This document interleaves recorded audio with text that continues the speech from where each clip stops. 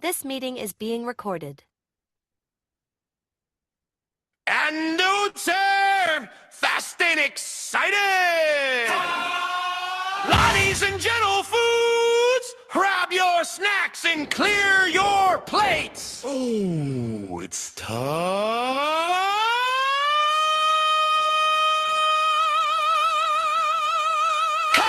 Pickles on the mic, go and click it and clack it. Bacon, bacon brings the sizzle with the snap, crackle, zap. From tape decks to turntables, the memory spin. If you missed it the first time, hey, press rewind again! One and headphones on, have the tape rolling on. Turn it up, cause the past is controlling. Pickle, pickle, hell, bacon. Talking last flashback, snack time shenanigans. Pickle, hell yeah, hell, bacon. It's the Pickles and Bacon Show.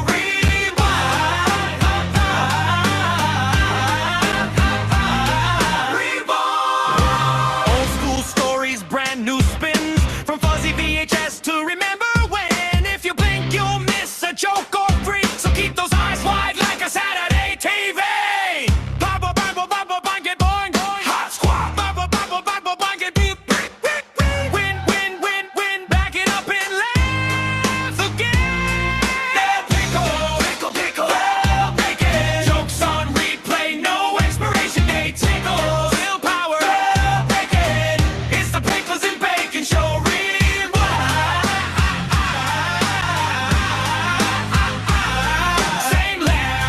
New spins.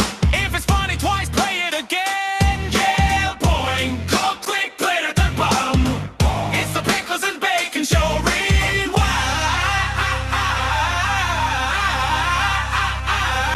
Rewind.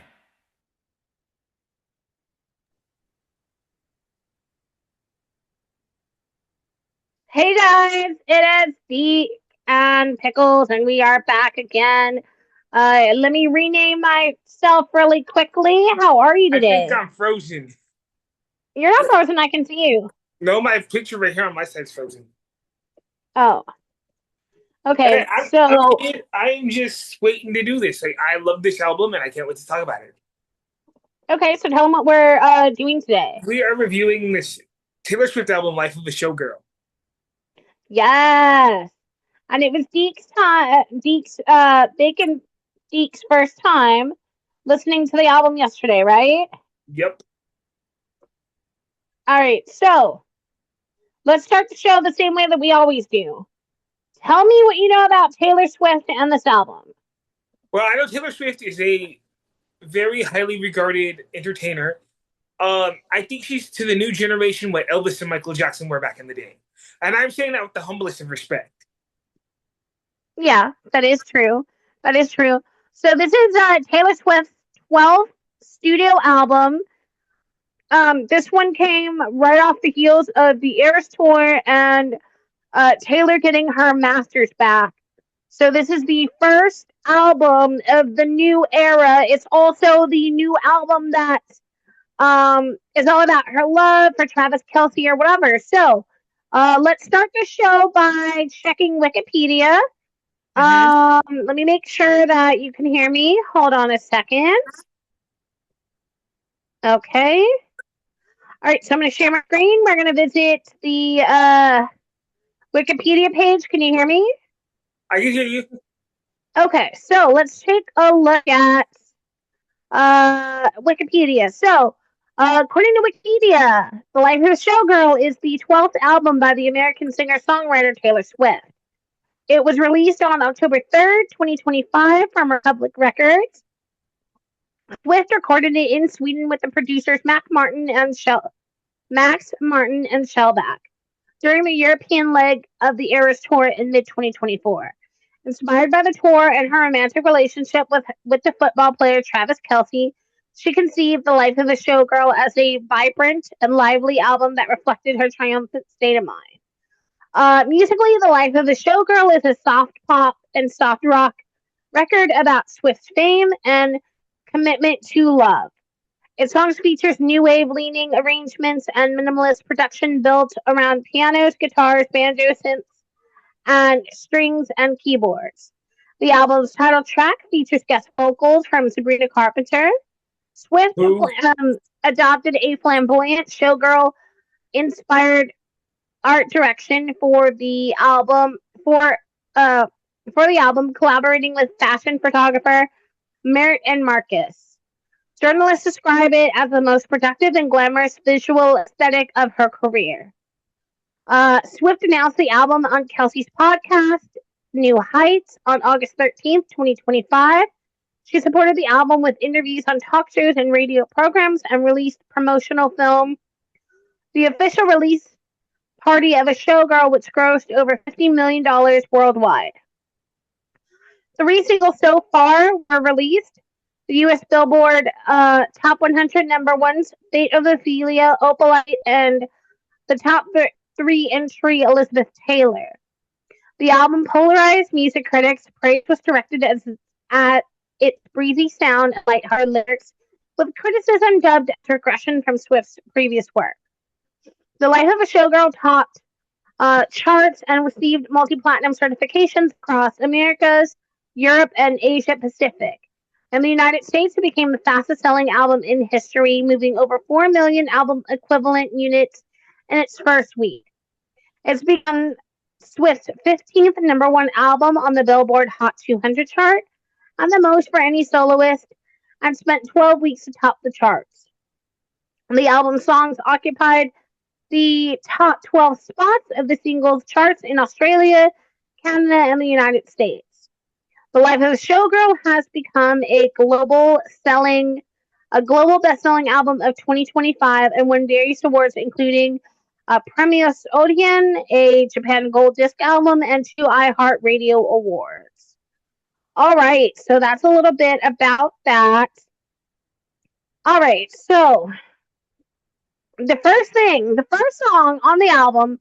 So I have to say that with these, before the album even came out, we got the first look at the Fate of Ophelia, and it was the video that came out first. And I have to say, watching the video for the Fate of Ophelia elevated the song for me. It was written by Taylor Swift and, of course, Max Martin. It tells the story of Ophelia from Hamlet. I can't remember. I don't know Shakespeare that much. Yeah, it's from Hamlet. As her own, before she fell in love with Travis, who saved her from the madness. Taylor's vocals, I like the layering that she does on this album. It's most prominent, like in the second verse. The line is, "If you never come for me," and then you hear the background go, "Come for me." And then she says, "I might have lingered in purgatory." And then you can hear the backup do purgatory really slow. And then you see all the progressions of showgirls in the video as the montage plays. The first one is of Taylor as Ophelia moving through the set pieces, like through Hamlet. The second part is when the door opens and she becomes a showgirl. The third part, you moves the curtain and you can see she's like Esther Williams or like Ethel Merman, like in a water thing. The third one is like in a 60s cafe where she's like in a girl group and they've got like shag haircuts, and then it goes to the Esther Williams, Ethel Merman type of thing, and then ends with showgirls dancing. And then it goes into the showgirls dancing, and then finally it ends with Taylor Swift like this in the bathtub. So what did you think about this song? This one was an overall good song. Like as you said, the layout of it and the beat and like the vocals were just like everything. Like this is one of the best songs on the album. Yeah, and this one was really easy. It's not just an easy listen, but it's like the words you can understand clearly. You can pick up on pretty much everything that she's saying. There's no like, oh, I wonder what she said there or whatever. Like you can totally get that. Mm-hmm. All right. Track number 2, Elizabeth Taylor. Okay, that guys. was a good one. Like that one, I think other than Opalite, I think that one was my other favorite one. Like every song in this one, like, and I'm gonna venture to say it's better than her first album. Yeah. So in case you guys don't know, Elizabeth Taylor was a famous movie star from she started out as a child star and then moved into, an adult star and like been around for I think her last film was like These Old Broads or something in like the 1999 or whatever. That's her last screen credit. She was notorious for having many husbands. Kind of sounds familiar, right, Taylor? Liking a lot of not just I'm not one that she just married. Okay, we're just gonna say that right now. No, the thing that I remember Elizabeth Taylor from, and I'm sure a lot of millennials or zennials will agree with me, excuse me, was her White Diamond perfume commercials. Yes, Taylor does make reference to the White Diamond commercials. Elizabeth Taylor has always loved jewelry. She said it from the time that she was a child. She saw sparkly diamonds. She's like, I want that right there. And I was like, you know what? Diamonds are a girl's best friend. I'm just saying. She's had some great films. One, Cat on a Hot Tin Roof, Butterfield 8, of course, Cleopatra. But yeah, and those of you who are millennials like us, you'll remember her that she played Wilma's mom in the Flintstones. Yeah, which I sent you a video about that. Also, there was something else I was going to say that I remember Elizabeth Taylor from, and I forgot. Other than the Flintstones, there was something else. I mean, but besides her being friends with Michael Jackson, and besides the Flintstones, there was something else. The White Diamond commercials. I was going to say something. Yeah. Oh, I also remember the interview she did with Barbara Walters. Oh yeah, she was Oh, and the then interview. didn't she get correct me if I'm wrong, didn't she get hurt on the horse in that, what was it, National Velvet? Yes, she got hurt on the horse National Velvet. That started a lot of her issues with pain medications and back problems that plagued her whole life. Yeah. So the song Elizabeth Taylor is written, of course, by Taylor Swift and Max Martin. Of course, I did already speak that there's so many similarities between Taylor Swift and Elizabeth Taylor. Now, also, I want to mention that Taylor Swift mentions or makes some kind of reference to Elizabeth Taylor in a lot of her songs. Mm-hmm. In case y'all didn't know, but I'm pretty sure you did. The best line here is, "Hey, what could you possibly get for the girl who has everything but nothing all at once?" The best line of this song completely. The music video is a beautiful montage of some of Elizabeth Taylor's best work and interviews and paparazzi clips, and my God, she was so beautiful. Mm-hmm. All right, so moving on.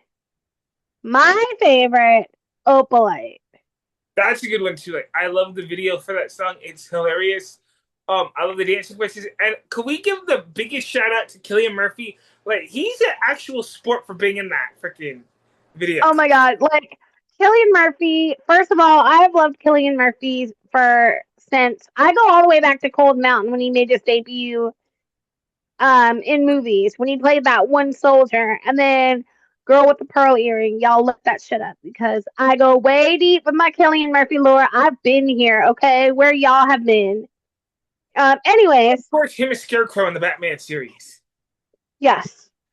So the song is written by Taylor Swift. I also wrote the guitar beat at the beginning sounds a little like Prince, but this song is so much fun. Like, one of the best lines is, "Don't we try to love love?" Now, to me, again, the video for this song just completely elevates it. It is batshit banana bonkers crazy. She has a rock as a best friend.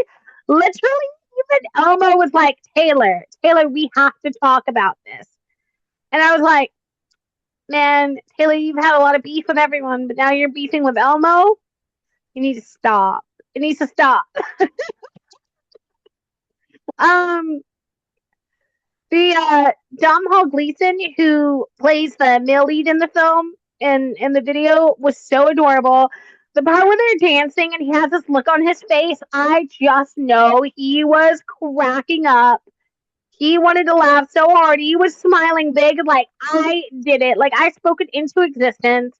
And then, of course, the Graham Norton cameo. She basically had everyone from her Graham Norton appearance in this video. I just love it. That's weird too because Graham Norton doesn't do appearances like that. No, he doesn't. I did make Bacon go on a quest because in Opalite, I was like, she had all of the people from her parents from Graham Norton, but she also has a lot of her backup dancers in series parts. Like the bartender was one of the backup dancers on the Eras tour. The ticket taker at the movies was one of the backup dancers from the Eras tour. There are a lot of them in the Christmas party scene. And then, of course, Cam. Everybody loves Cam.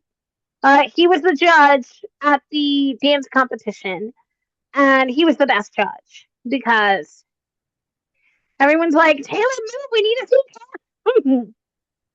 Okay, the next one, father figure. That one had me. That one literally, like, the lyrics to that song, I was reading the lyrics, and I was like, excuse me? Because we drank that brown liquor. Turns out you made a deal with the devil, but turns out my dick is bigger. Man. Miss Swift. Miss Swift, like, that is gangster. Like, when I first heard it, can I tell you, when I first heard this album, before, like, after seeing The Fate of Ophelia or whatever, like, wondering, like, oh, okay, what are these songs going to be like? This is my first time. This album turned me into a Swiftie. Yeah, I was there before, I like Shake It Off and Bad Blood or whatever. I never sought it out. But this album, I was like, let me go back and listen to her work, and I'm there. Father figure, man, I hope she does a video for this. That'd be freaking awesome. But then she has another line in there. It says, you'll be sleeping with the fishes before you know you're drowning. Girl. Girl. Like, what are we even doing right now with our lives? Like, stop pissing this girl off. Exactly. All right. Song number 5, Eldest Daughter. This one, is of course written by Taylor Swift. It was a slow song.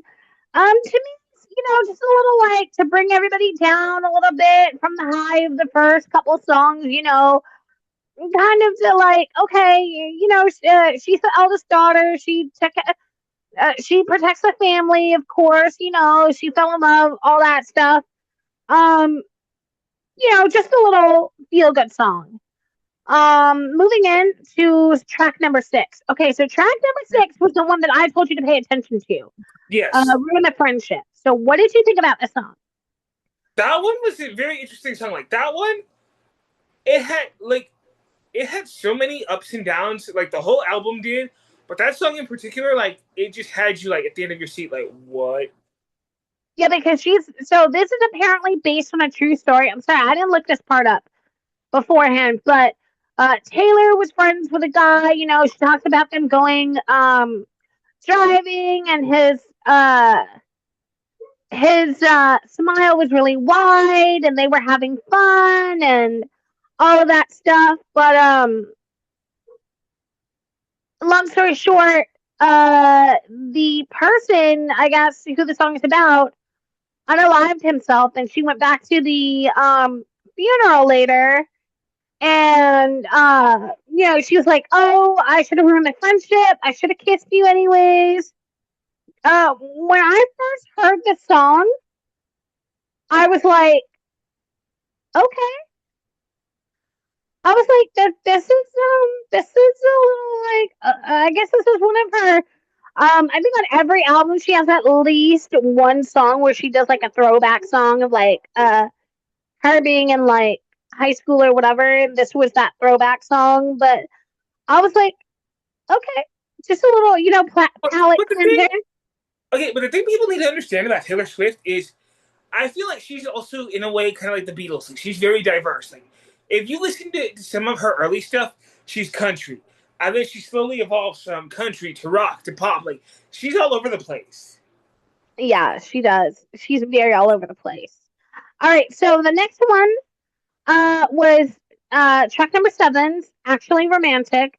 Again, this is about written by Taylor. The opening line is, I heard you call me boring Barbie when the Cokes got you brave.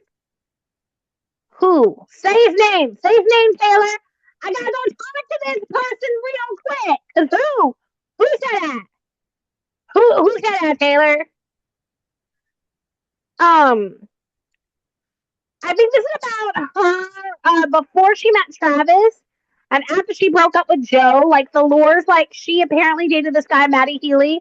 Again, this is that blind. This is the beyond the blind stuff that I was talking about in the other video when these people were talking. Like, who the fuck is this guy? Don't worry. Don't bother looking him up because he's a nobody. He don't. I'm not. Like, I'm sending the name of the podcast. I'm sending the name of the podcast to my agency manager because she asked me about it.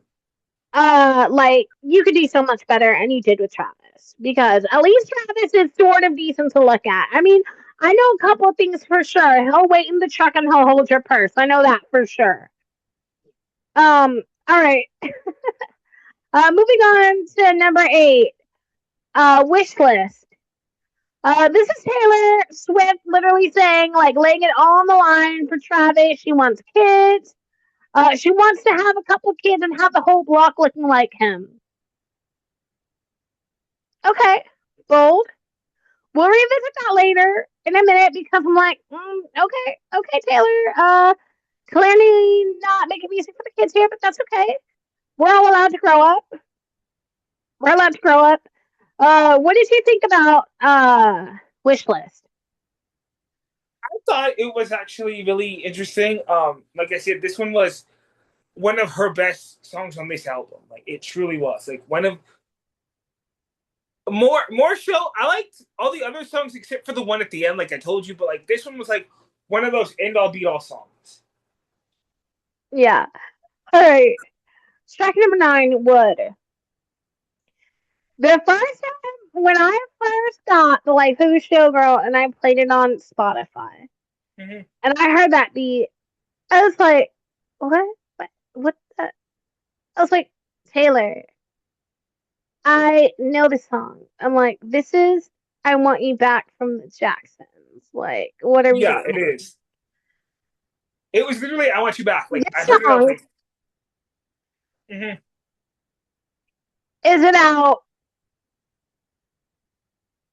Travis's Redwood Tree. Taylor says, pardon me if I sound cocky, but I know a big rock is on the way. At one point, she says, new heights in manhood. Then she says, your love was the key to open my thighs. Ma'am. Taylor.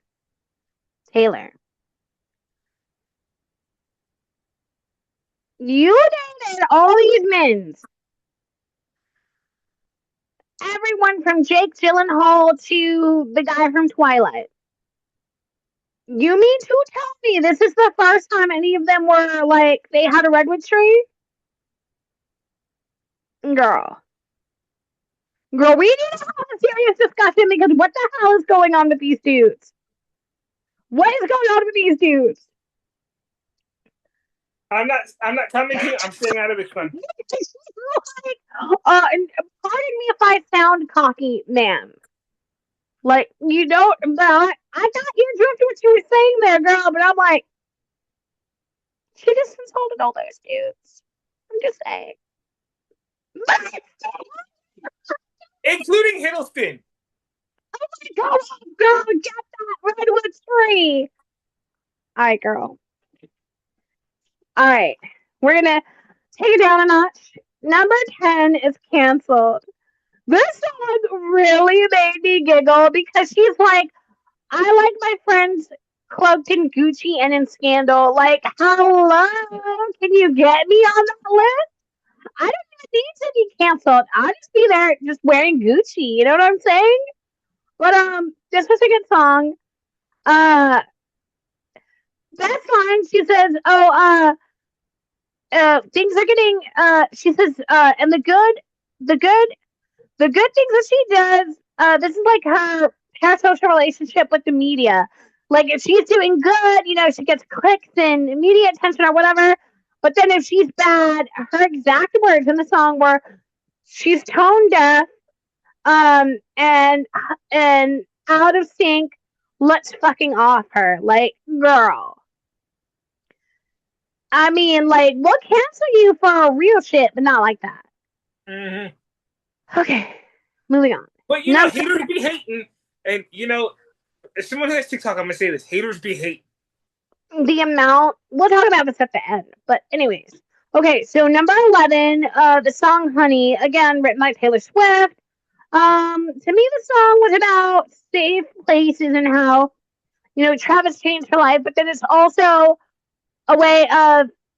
She says in the song the way people call her honey is in like a passive aggressive way, like honey, or like not to finding ways not to praise her or whatever, which I think is a really fascinating look at the way we treat people, and even when we think they don't pick up on it, but they do. Right, and like it seems to me like hatred is in all forms now. Like even if you're trying to be nice, there's still like hate fueled in it, and that's what bothers me. That's what needs to stop. Yeah, it's the fakery of it. Like I can't stand that. Basically, that for lack of a better term, it's fakery. And Zeke will tell you Bacon, Zeke, my brother over here, he'll tell you.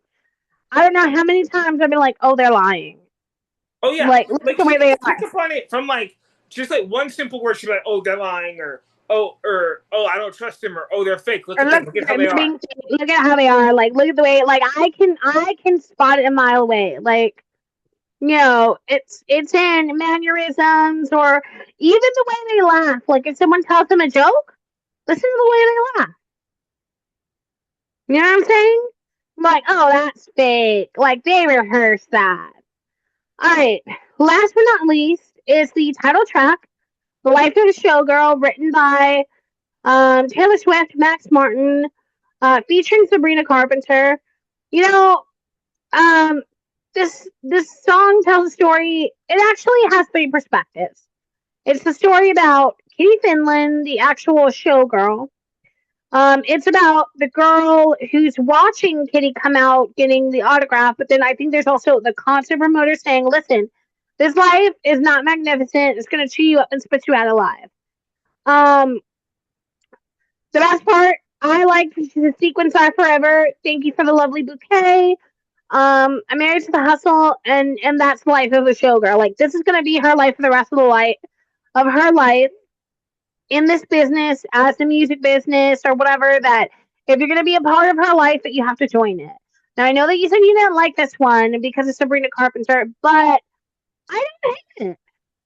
Well, okay. First and foremost, you know how I feel about Scientology. Number one, so Yeah. I kind of took points away from that because of Sabrina Carpenter, the whole Sabrina Carpenter thing. That being said, it was a good song. I was just like, you could have had anybody else. You're friends with Selena Gomez. You could have had Selena Gomez in this. By the way, I hope you're hungry because 11 is making biscuits. 11's making baskets. Yay! Biscuit. All right. But yeah, that was the life of a showgirl. Overall, I really like this album. This for me is a no skip album. And it finally came out in a time when I haven't been really listening to a lot of like no skip albums. Like I've been playing like playlists of like all the songs and things I like. This one I can put this on all day long, listen to it back and forth nonstop. This one and Lover and Reputation. Oh my god, Reputation. I sent that one to you yesterday. And Lover. I'm gonna try to get into the Tortured Poets department, but honestly, I'm tired and I have a lot of work to do. We were supposed to do Trapped on a Purple Haze today, but I think we might do it tomorrow because I kind of want to take a nap. But yeah. Anyways. Yeah, and I also have the battle coming up. So, but anyway. And did you have anything else that you wanted to add as far as the life of the showgirl? No, but I feel like this is like her best work so far. This to me, and you can dispute me on this one. This to me is her Sergeant Pepper. Yeah, I feel like that. The only thing is that when I went to order the CD, I think the CD already came out, and I missed where they were doing the signed copy. So if Taylor Swift happens to see this, I would be happy to send you my copy so you can sign it. I'm just saying it's okay. I missed it because that was me. I wasn't sure yet what was going to happen. And it was at the time where there was a lot of chaos happening in my life and I'm still physically and emotionally depressed and not doing well. But the album really did help me cheer up and feel better. But that's it. That's the life of a showgirl, and we'll see you tomorrow with Trapped in a Purple Haze. It's on Amazon Prime. I'll edit this video in a little bit, let you know where you can find the life of a showgirl, links to Taylor's albums, Spotify, all of that. I've been Pickles, Taylor's version, and that's my brother Bacon Swift over there. And we're saying good night, everyone. Goodbye. Bye. Bye.